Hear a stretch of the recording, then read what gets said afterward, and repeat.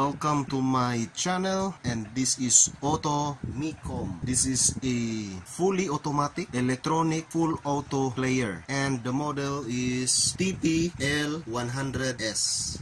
And these are the controls. Power, speed adjust is located at the bottom, as you can see here.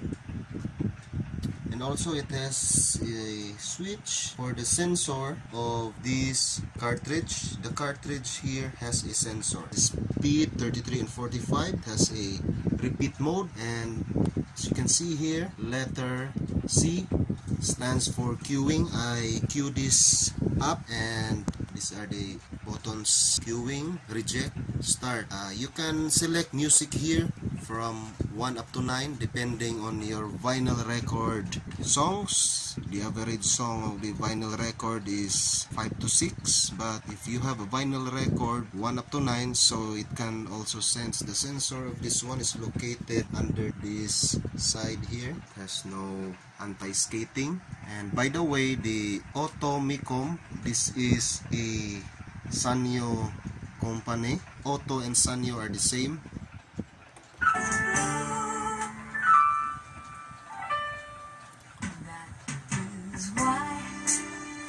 So that's all for this auto turntable.